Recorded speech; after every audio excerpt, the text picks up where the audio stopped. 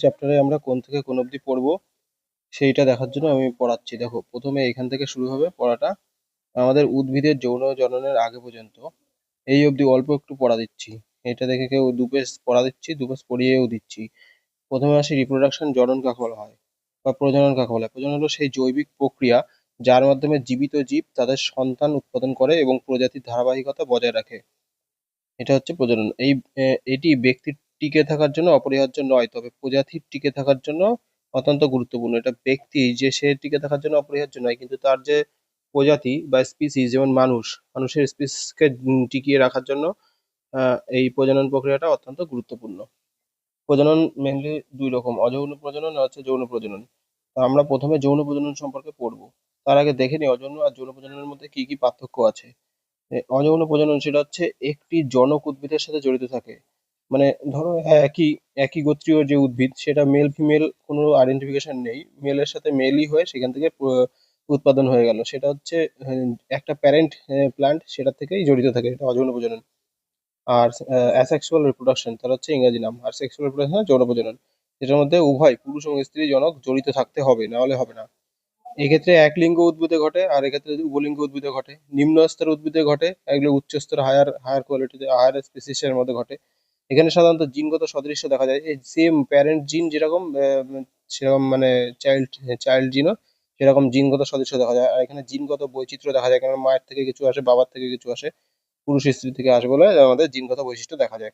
টিকে থাকার সম্ভাবনা অনেক বেশি, যেহেতু সিঙ্গেল স্ট্যান্ডার্ড, সেই জন্য টিকে থাকার সম্ভাবনা বেশি, কারণ সিঙ্গেল স্ট্যান্ডার্ড যেটা সেটা টিকে থাকার সম্ভাবনা তো বেশি হবেই।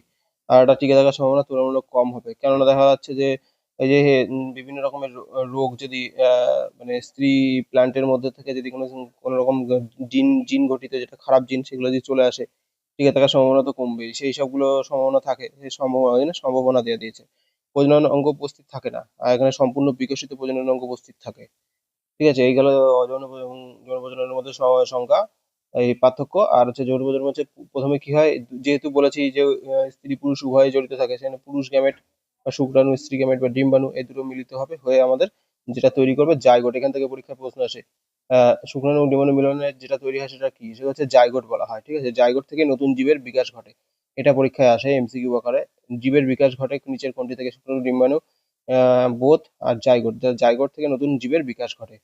মেটাজেনেসিস ব্যাপারটা কি? মেটাজেনেসিস ব্যাপারটা হচ্ছে, এটি এমন এক ধরনের জীবন চক্র যেখানে এক প্রজন্মের জীব অযৌন প্রজনন করে, এরপর পরবর্তী প্রজন্ম যৌন প্রজনন করে। এটা একটা ব্যতিক্রমী যে ধর্ম। ঠিক আছে, অর্থাৎ একই প্রজাতির কিছু জীব ডিপ্লয়েড বা টুয়েন এবং কিছু প্রজাতি হ্যাপ্লয়েড তৈরি হয়। যেমন উদাহরণ হচ্ছে ওবেলিয়া, এটা ইম্পর্টেন্ট উদাহরণ, সেটা মাথায় রাখবে। একমাত্র ওবেলিয়া যে মানে প্লান্ট আছে এই ধরনের বা জীব আছে, এই ধরনের জীবনচক্র যেখানে এক প্রজন্ম অযৌন প্রজনন করে, এক প্রজন্ম যৌন প্রজনন করে, সেটা মনে রাখবে। গ্যামেটিক ফিউশনের প্রকারভেদ। গ্যামেটিক ফিউশনের প্রকারভেদ হচ্ছে তিন রকম টোটাল। ঠিক আছে, আইসোগ্যামি, অ্যানিসোগ্যামি আর হচ্ছে ওগ্যামি।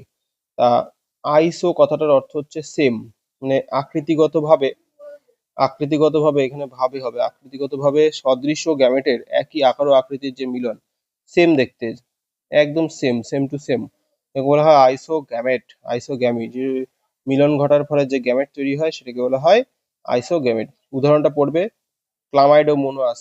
ঠিক আছে, ক্লামাইডোমোনাস হচ্ছে আইসোগ্যামির উদাহরণ।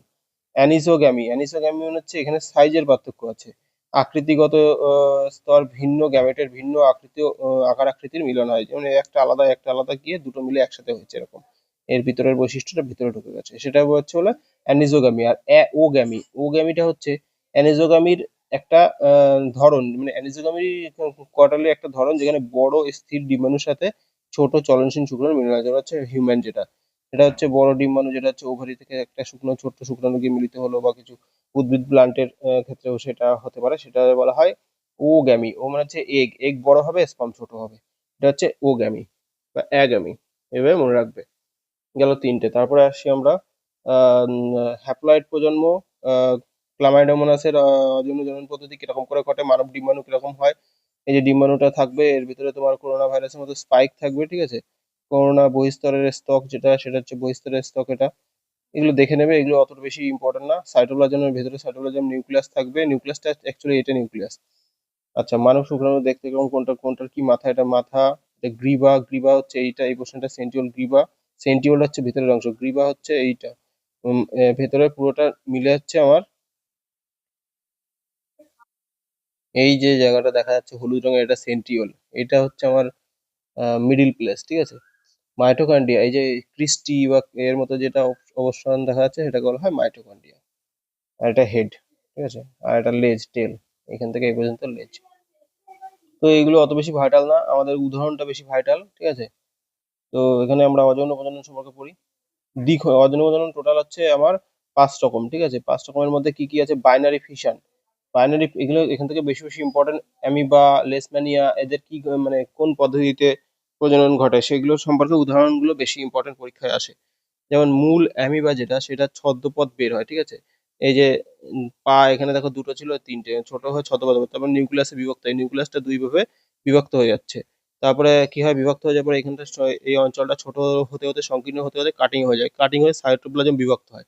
সাইটোপ্লাজমে বিভক্ত হওয়ার পরে দুটি কন্যা অ্যামিবা বা মানে হচ্ছে ছোট ভ্রূণ তৈরি হয়ে, মানে দুটো আলাদা আলাদা পার্থক্য তৈরি করে।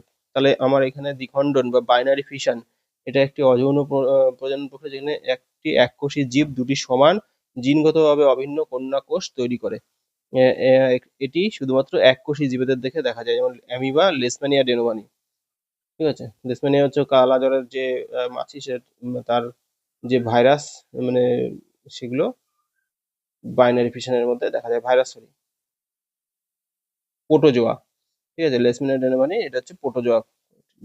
বহু খণ্ডন বা মাল্টিপল ফিশন যেখানে হয়, যেমন হচ্ছে এখানে দেখা যাচ্ছে যে সিজন্ট, এটা হচ্ছে সিজন বা প্যারেন্ট নিউক্লিয়াস, এই প্যারেন্ট সেল, সেখান থেকে আমার হচ্ছে ডটার নিউক্লিয়াস। এরকম ভাবে ছোট ছোট করে নিউক্লিয়াসটা আলাদা হয়ে গেল, হয়ে গিয়ে তোমার সাইটোপ্লাজম আলাদা করে বিভক্ত হয়ে গিয়ে এক একটা করে বাদ যাচ্ছে, মেরোজাইট গঠিত হচ্ছে। তো এইখানে রাপচারিং সিজয়েড যে ওয়ালটা, সেই ওয়ালটাকে ধীরে ধীরে রাপচার করে নিচ্ছে। তো এখানে বহু খণ্ডনের মাল্টিপল ফিশনের মধ্যে প্লাজমোডিয়াম, ম্যালেরিয়ার পরজীবী যে প্লাজমোডিয়াম ভাইভ্যাক্স, প্লাজমোডিয়াম ফ্যালসিফেরাম, এগুলো টাইপের একটি অযৌন প্রজনন প্রক্রিয়া, যেখানে প্রথমে নিউক্লিয়াস বারবার বিভক্ত হয় এবং পরে সাইটোপ্লাজম বিভক্ত হয়ে বহু কন্যা কোষের সৃষ্টি করে এবং ধীরে ধীরে ধীরে ধীরে আলাদা আলাদা হয়ে যায়। প্রথমে কি হয়? প্রথমে নিউক্লিয়াসটা বিভিন্ন জায়গায় বিভক্ত হয়ে যায়, বিভক্ত হওয়ার পরে ছোট ছোট করে মানে সাইটোপ্লাজম গুলো ভাগ হয়ে আলাদা আলাদা হয়ে তোমার বহু খণ্ডন বা মাল্টিপল ফিশন তৈরি করে। তারপরে খণ্ডীকরণ, খণ্ডীকরণ হচ্ছে ফ্রেগমেন্টেশন। ফ্রেগমেন্টেশন হচ্ছে স্পাইরোগাইরা বা সবুজ শৈবাল, ঠিক আছে। স্পাইরোগাইরার মধ্যে সবুজ শৈবাল, রোডোফাইট বা লাল শৈবাল, এবং সি অ্যানোমিনা, অ্যানাবিনা বা হতে পারে, বা অ্যানোমিনা লিখেছে, অ্যানাবিনা হবে, ঠিক আছে। এটি একটি অযৌন প্রজনন প্রক্রিয়া, যেখানে দেহ খণ্ডিত হয়ে প্রতিটি খণ্ড থেকে একটি নতুন জীবের সৃষ্টি হয়। এটি সহজ বহুকোষী জীবেদের মধ্যে দেখা যায়। এটা ভেরি ভেরি ইম্পর্টেন্ট, পরীক্ষায় একবার এসেছিল। স্পাইরোগাইরা কি করে? খণ্ডীভবন হয়ে যায়, পার্ট বাই পার্ট এখান থেকে কেটে গিয়ে দুই ভাগে ভাগ হয়ে যায়, গিয়ে তারপরে ধীরে ধীরে মানে জায়গা বাড়াতে বাড়াতে আগের মতো প্লান্ট সেলের মতন হয়েছে সে। এটা হচ্ছে স্পাইরোগারা। উদাহরণগুলো পড়ে রাখবে। কুড়ি সৃষ্টি, এটা একটি অযৌন জনন প্রক্রিয়া, যেখানে পিত্রদেহের উপরে কুড়ি বা অঙ্কুর গঠিত হয়ে নতুন জীব সৃষ্টি করে। যেমন উদাহরণ হচ্ছে হাইড্রা বা ইস্ট, ঠিক আছে। পিত্রদেহ, যে পিত্রদেহর হাইড্রার যে পিত্রদেহ, এই পুরো বডিটা পিত্রদেহ, এখান থেকে কুড়ি গঠিত হচ্ছে, যে কুড়িটা গঠিত হলো, নতুন কুড়ি তৈরি হলো, নতুন কুড়ি তৈরি হওয়ার পরে নতুন হাইড্রা তৈরি হলো, এখান থেকে কাটিং হয়ে আরেকটা করে হাইড্রা তৈরি হয়ে যাচ্ছে।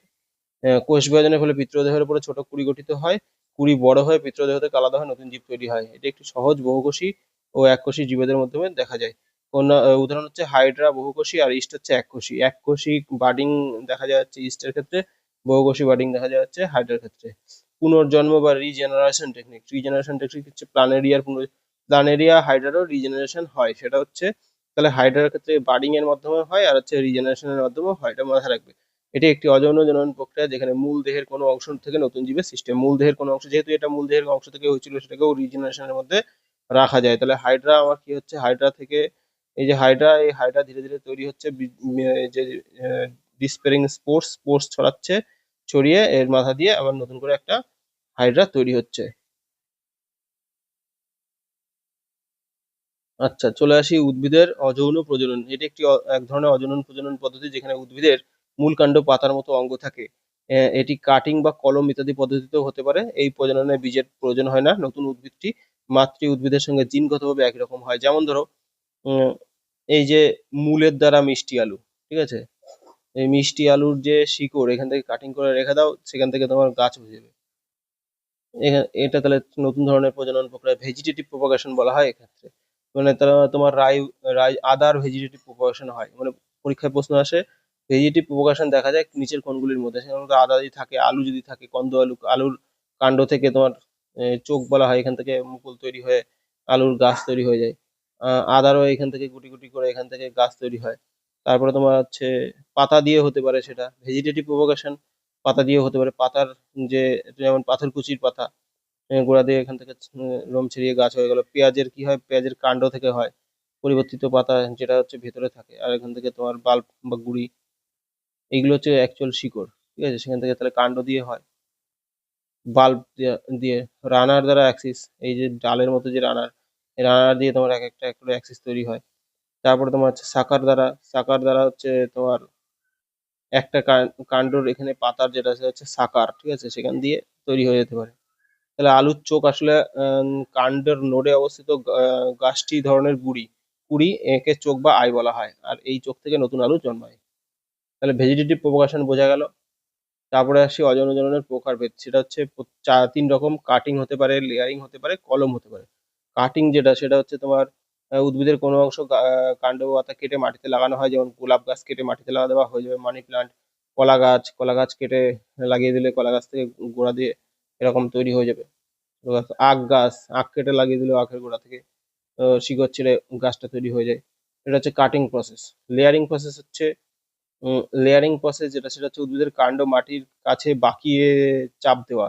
হ্যাঁ, মাটির কাছে বাঁকিয়ে চাপ দেওয়া, মূল গজালে আলাদা করা হয়, হালকা করে মাটির কাছে ছুঁয়ে তুমি এই গাছের পাতা এটাকে যদি তুমি টেনে এনে মাটির কাছে ছুঁয়ে চাপ দাও, ফেটে যাও, তাহলে এখান থেকে একটা শিকড় বেরোবে মাটিতে টাচ করার জন্য। সেখান থেকে আবার লেবু গাছ, স্ট্রবেরি গাছ। কলম হচ্ছে উদ্ভিদের অংশ বা কুড়ি অন্য উদ্ভিদের কাণ্ডের সাথে যুক্ত করে মাটিতে রোপণ করা হয়। এই যে এটা যেমন নতুন গাছ, ঠিক আছে, যেমন গোলাপ গাছ হতে পারে। আচ্ছা, টিস্যু কালচারের মধ্যে যদি থাকে, টিস্যু কালচার আমার সেটা হচ্ছে টিস্যু সংস্কৃতি, একটি আধুনিক অযৌন প্রজনন পদ্ধতি, যেখানে উদ্ভিদের ছোট অংশ, কোষ বা টিস্যু ল্যাবরেটরিতে জীবাণুমুক্ত পরিবেশে বিশেষ মাধ্যমে সাহায্য করে বড় করা হয়। যেমন এই পদ্ধতিতে খুব অল্প সময়ে বিপুল সংখ্যক রোগমুক্ত একরকম উদ্ভিদ তৈরি করা, যেমন স্টোক প্লান্ট, অর্কিড এবং শোভাময় বিভিন্ন টিস্যু সংস্কৃতির মাধ্যমে উৎপাদিত হয় এবং এদের দাম অনেক বেশি হয়। এই অবধি পড়া থাকবে। শুধু মেন কাজ হচ্ছে কোনটার কি মানে উদাহরণ, সেগুলো বেশি করে পড়া, কোনটা কি ধরনের পদ্ধতি, মানে কোন কে হচ্ছে বাইনারি ফিশনের মাধ্যমে, কে হচ্ছে মাল্টিপল ফিশনের মাধ্যমে, কে হচ্ছে ফ্র্যাগমেন্টেশনের মাধ্যমে, বাডিং এর মাধ্যমে কারা জনন করে, সেগুলো সম্পর্কে একটু ভালো করে পড়ে আসবে। আর এই ছিল হাফ পার্ট। তারপরে মানে শনিবারের দিন আমরা